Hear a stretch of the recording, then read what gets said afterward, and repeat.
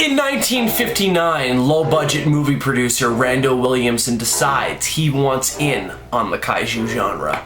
So, he goes ahead, he assembles himself a casting crew of washed-up and inexperienced people and goes, okay, let's head down to Mexico and let's make ourselves a monster movie. So that's exactly what he and those washed-up and inexperienced folks did. However, the journey of Randall Williamson's attempt to cash in on the kaiju genre was not a prosperous one. The film was released in theaters and then pulled from theaters promptly a week after its initial release, and all copies of the original film were destroyed, and Williamson had to sell off all his assets for less than legal reasons. However, that's not where the story ends. For today, ladies and gentlemen, we are going to be taking a look at a story that tells the story of Randall Williamson's ill-fated attempt to cash in on the kaiju genre. The only question is it real? Nah, but it'd be really funny if it was, and this is pretty fucking interesting to consider if it was real.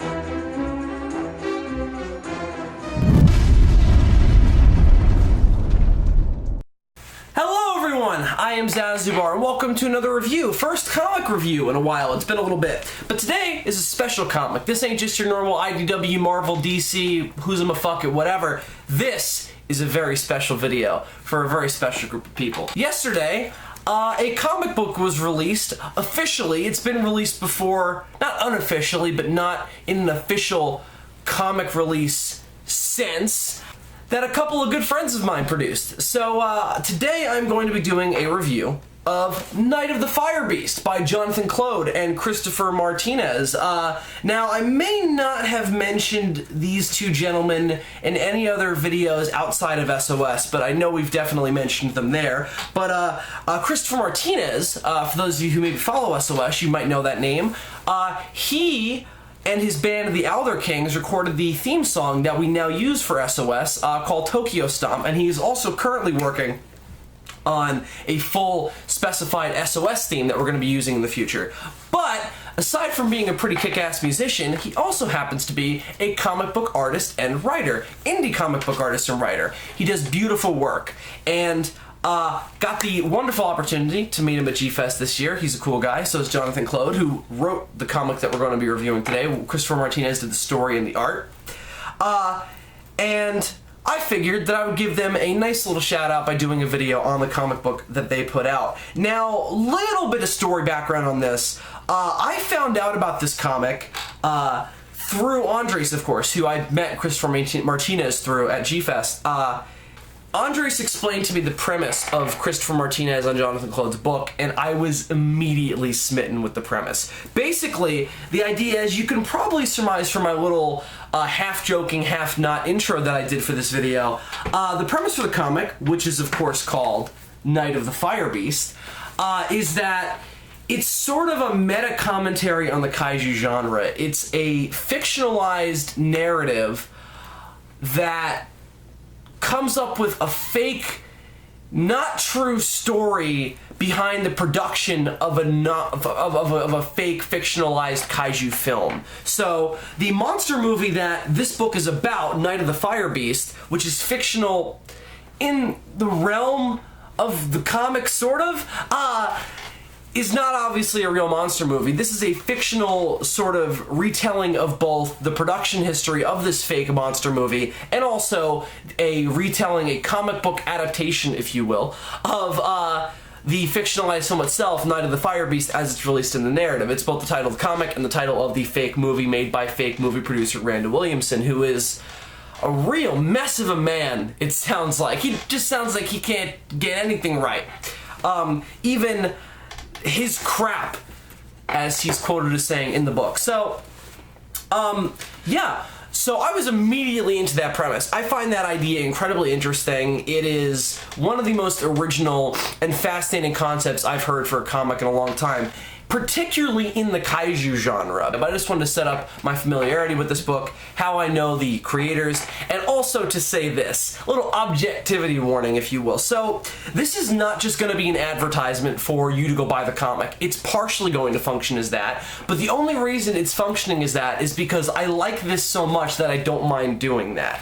And I like Christopher Martinez and Johnathan Clode enough to do that.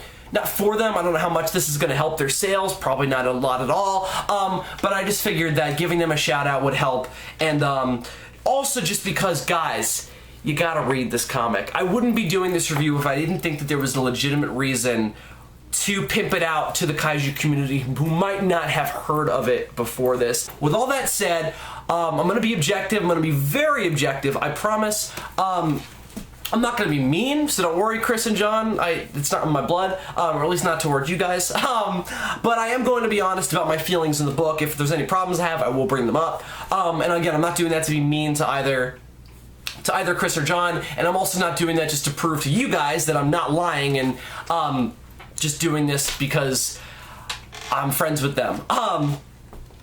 But rather, I really like this, and I want to do this kind of review on it for two reasons. One, I want people to read it because, again, it's such an interesting and unique idea for this genre that you really owe it to yourself to give it a read if you're into the genre. And then two, there's going to be more of this. This is not a one and done thing. This is going to be an ongoing series. This concept of fictionalized production history of this fictionalized monster that doesn't really exist in the real world, but these comics are kind of chronicling the film career of. It's really interesting. I really like that idea, and it leaves a lot of room for creativity and really interesting, thought-provoking ideas for people who know this genre. So that's why I'm going to be as objective as I can. And I also want, you know, if there are any issues with this, and I know that Chris and the guys that he's working with, you know, are probably going to want to continuously improve this series and, you know, make it as good as it possibly can be. So I'm also doing that for their benefit as well, to give my honest thoughts, since I would ask the same of anybody else. So with all that said, let's delve into reviewing Night of the Fire Beast. Now, I don't know if I mentioned this part of the story, but this copy is actually not the copy that came out on January 11th. This is a G-Fest they knew who was going to publish this issue of Night of the Fire Beast. This is not technically official, and this is not technically the one that was released. I should, if I was professional, be reviewing the version that was just put out by Insane Comics, and I'll be telling you guys where you can pick up this comic at the end of the video. But you just go to Insane Comics website and you'll find it, but I'll repeat all that information at the end, including there's links in the description to where you can pick up this book, obviously. Since otherwise, why would I be doing this video if I wasn't going to tell you where you can get it? But this version was made specifically for G-Fest, and it was before they got the publisher. So, as far as I'm aware, there is no difference in the story between this and the version that was put out. If I'm wrong, I'm sure somebody, probably Andres, will let me know. But as far as I'm aware, this version is the same as the version that was just put out. So my thoughts should align with that version and should align with whatever version you can buy. Obviously, you can't get this version now, or at least I don't think so. Maybe kind of, again, as far as I know, they're the same, so it doesn't matter. But that's I just wanted to point that out as well, just in case there are differences and this review becomes kind of obsolete later. Okay, so let's get into it, shall we? So number one, it functions very much so as a one-shot. It's almost like a small trade, if you will, but it's not multiple stories, it's just one ongoing comic. And in this, the basic plot is that, okay, so you have the basic backstory that I explained in the beginning of the video. And also, I'm going to do non-spoilers for this because I want you guys to read it, so I'm not going to spoil really anything. I'm just going to give my basic thoughts. So you have that introduction that I mentioned, and then they dive into telling you the fictionalized comic book adaptation of the movie that Night of the Fire Beast is, or was, in the fictionalized universe of this film, of this comic, excuse me. In the movie itself, what happens is it's about a ship that's crossing the Atlantic Ocean, and they are forced to crash land on an island that shouldn't exist. It's an island that pops out of nowhere. It just seems to spring up right out of the ocean after the ship is struck by a mysterious lightning bolt, and there's no storm around them. So then they get on the island, and things are immediately weird. Again, it doesn't pop up on any charts. They seem to have moved millions of miles in a matter of seconds, as none of the constellations match up to where they were before, at least where they thought they were in the ocean. We follow the two main protagonists, really, Mac, and I think the other guy's name is Hudson, but Mac mainly calls him Peacoat because he wears a peacoat. He's kind of a wannabe hero type of character. Hudson, I mean. Mac is more of your old school kind of weathered sailor type. And they're both excellent characters to feature in something like this, but we'll get to the breakdown of what I think of the story in a second. But they get on the island, and there are monsters there. Two monsters. Dorugan, Fire Beast Dorugan, who is the main character, the main monster in this series, and he's the one who's the series is going to be about. He's your Godzilla. And then, I'm sorry if I don't remember the name of the other monster. It's a Triceratops-looking Anguirus sort of type of character, and I'm really embarrassed that I don't remember the name. I know he has one, but it's not in the book, as far as I can tell, and I don't exactly remember his name. But basically, the monsters pop up, they fight, they beat the shit out of each other, and that's about it. I won't tell you how it ends. But that's basically the premise, so it's very, very simple, but it's a weird thing to review, because it's not exactly parody. This is not really parody. This is more of, as I described it before, meta commentary, where it's a serious story that sort of parodies the genre, but not in a funny way. I mean, it's not like the book is humorless. It's not like a deep, dark psychological exercise. Not really. But it is darker toned in order to fit with the period of monster movie that this is trying to recapture. Because the point of this comic, the point of the narrative inside the comic book adaptation of the monster movie side of this, is to feel like a 50s monster movie, and feel like a 50s monster movie that isn't very good.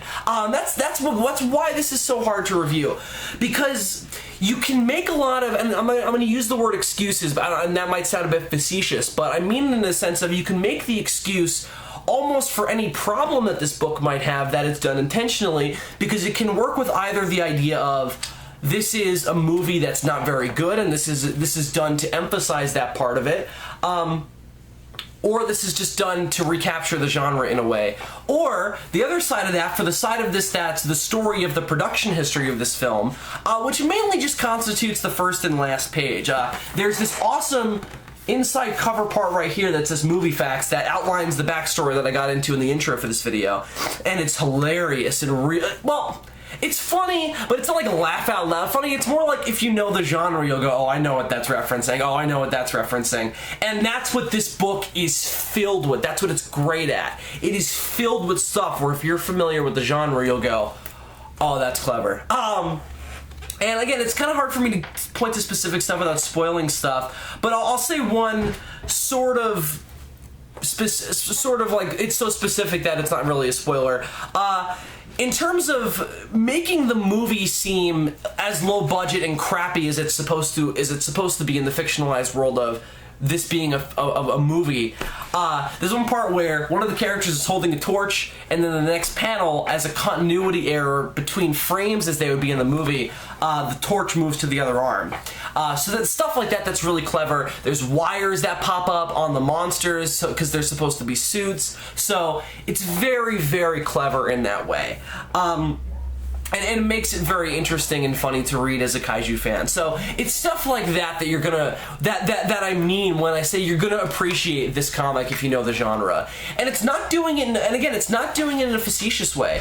It's not doing it in a way of, oh my god, look how bad these movies are. That's why the story in this is not crap. That's why it's kind of a weird sort of uncertainty for the reader side of it, because you don't know if you're supposed to go, if you're supposed to read the story in the movie and go, oh, okay, that's really good, it's a good story, or if you're supposed to go, oh, okay, so this is the movie, you know, it's not great, but we're having a good time, we're appreciating. I think it walks a fine line between those two things.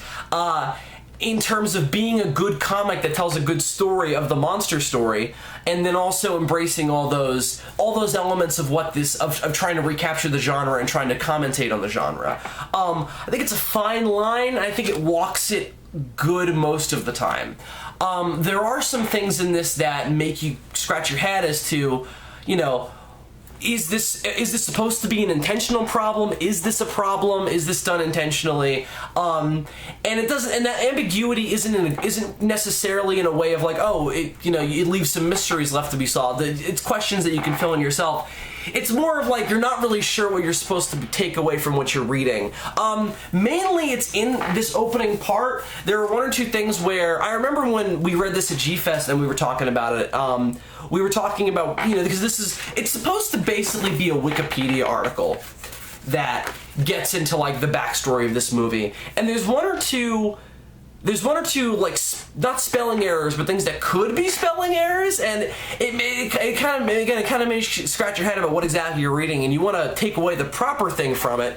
So it's a little bit confusing, but it's very nitpicky, those sides of it, those specific, you know, words and confusing aspects of the fictionalized narrative of Randall Williamson's film crew. But again, that part of it's only the inside cover, so it's very easy to forgive. And again, it's ambiguous. Who knows if it's intentional or not? It could just be, as I was going to say, Wikipedia errors, because Wikipedia is editable by anybody. So, you know, it's clever on their part for creating something that can be sort of argued to go either way. But I do think, from a reader standpoint, it's a bit frustrating. And I do think that there will be, as the premise continues to go on, as the film career of Dorugan continues to be fleshed out and told, I think that the premise is going to get a little more solid, and that Christopher Martinez knows what he wants to do with the fine line between telling the story of the comic of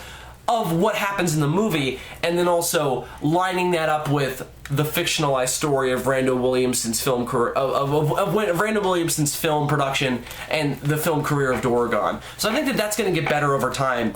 I just think that it's a bit inconsistent in this. It's a bit frustrating in terms of what exactly you're supposed to take away from it, but it's still really good, and it doesn't detract from it really at all. Just this smidge, it makes it a bit confusing in the beginning because you're not exactly sure what you're looking at, just for those couple specific errors that just kind of confuse the reader.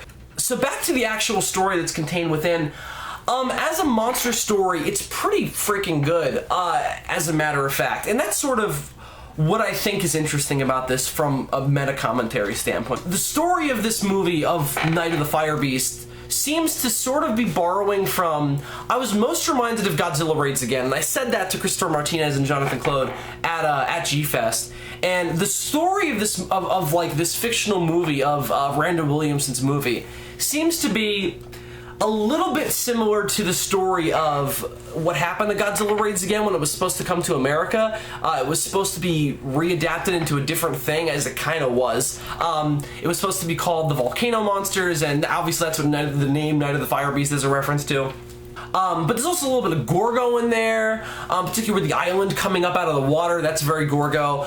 Dorugan himself is not just a typical Godzilla knockoff. He's clearly designed sort of to be that way. Dorugan himself is also got a little bit of Gamera in him as well, in that he absorbs fire.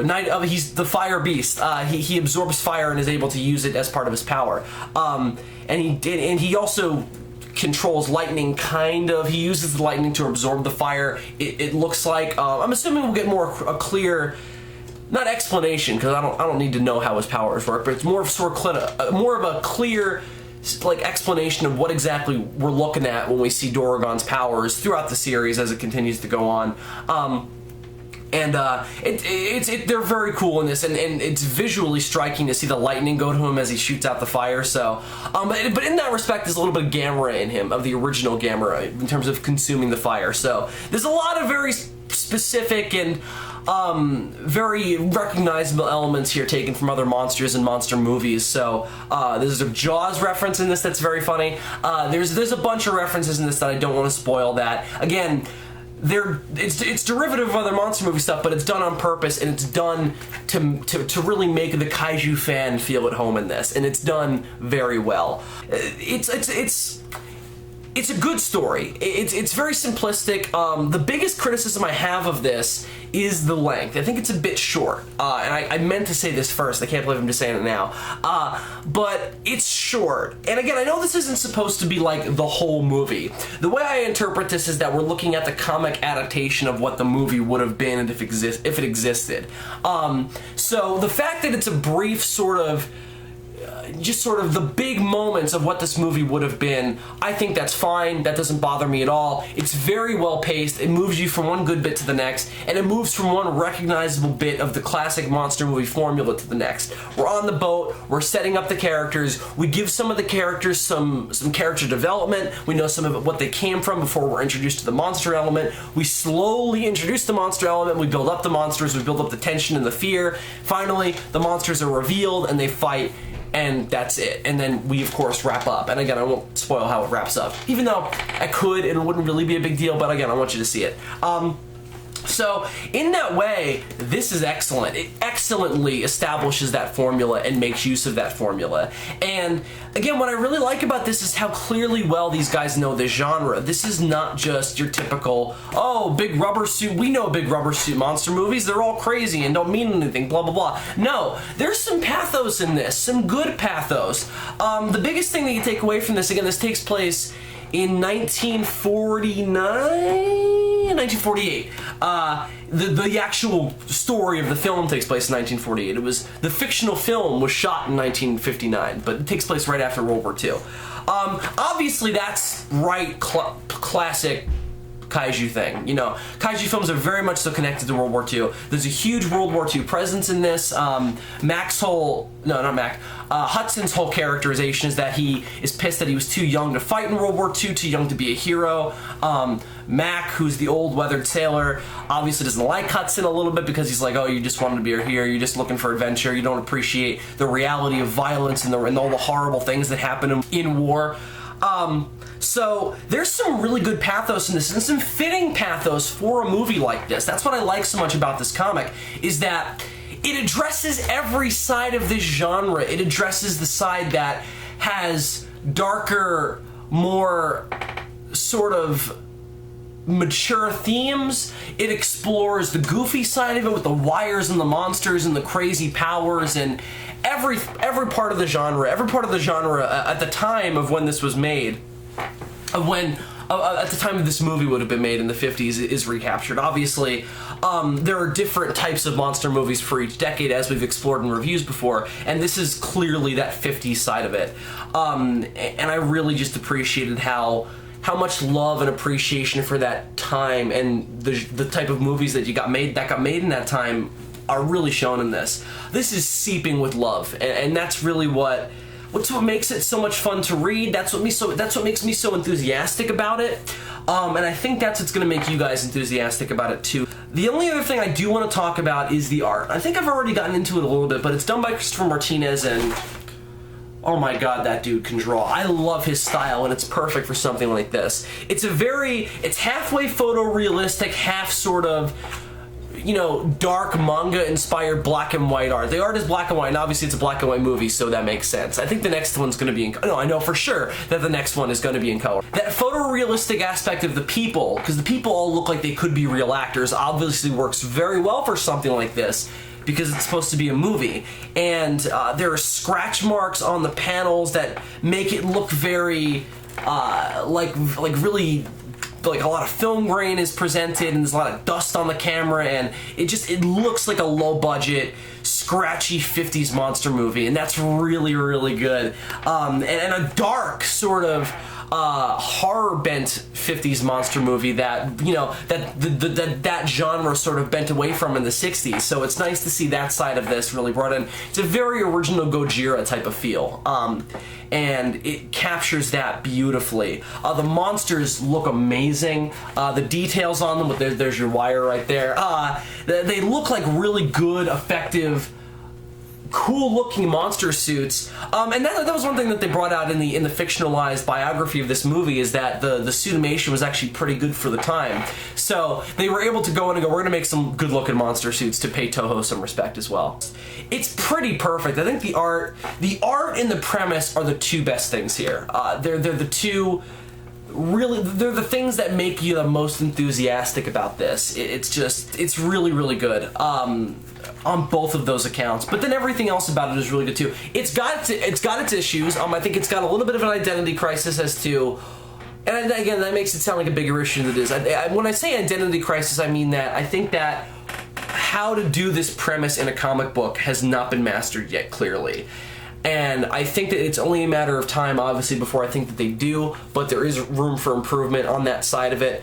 It's not perfect, but it's so short, it's so to the point, it's so well done for what it is that it's really easy to look past those issues, to look past the head-scratching side of it, and just enjoy what's here and enjoy a really unique, very indie-minded kaiju thing that we just don't have. It's just, something like this does not exist in this genre, as far as I know. So you've got to support it to continue to see stuff like this, and just support a really cool kaiju comic, a really cool idea. I hope that I've done a good job of really evoking what this thing is about and what it's like, and how really interesting it is. Yeah, I really like it. It's really interesting and really fun, and just, I love it so much. I'm such a big fan of the production side of kaiju stuff that this just lights my world on fire. The Fire Beast lights my world on fire. It's great. But I think that's gonna do it for my review. I'm not gonna give this a rating. Fuck it, I'll give it a rating.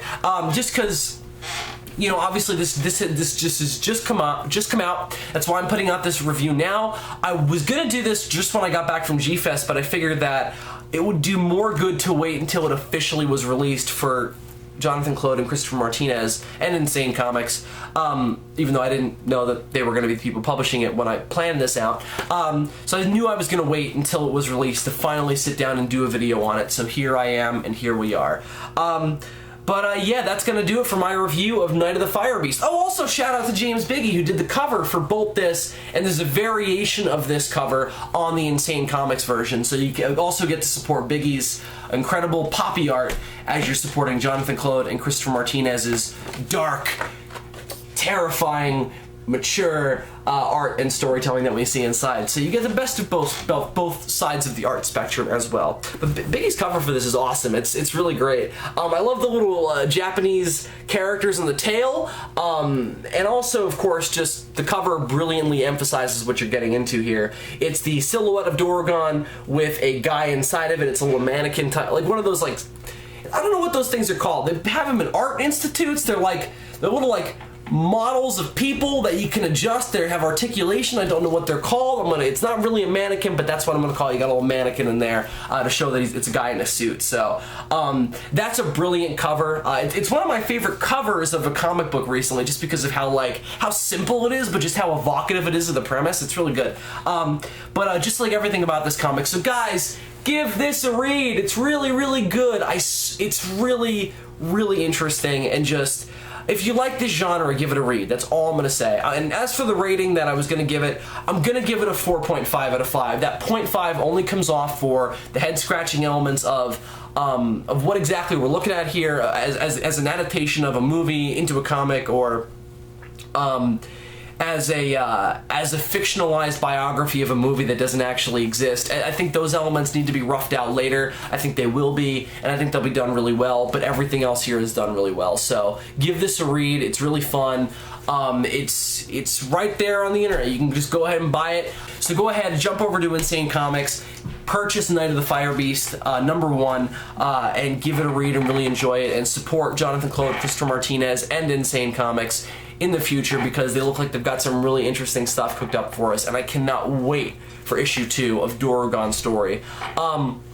And you can follow Christopher Martinez's artwork on, well, there's the Night of the Fire Beast Facebook page that I would suggest that you follow for updates on the sequel comic to this, which I don't exactly remember the name of. It's Dorugan, it's Fire Beast Dorugan versus something. I forget the other monster's name.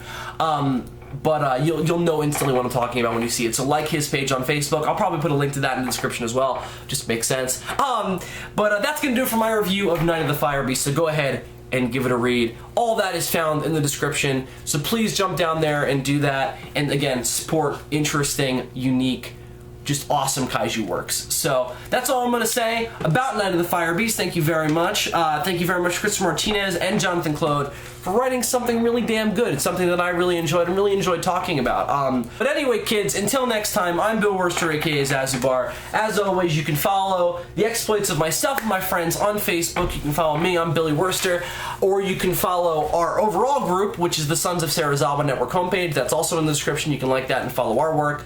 You can join Toho Nation on Facebook for all sorts of really fucked up shenanigans.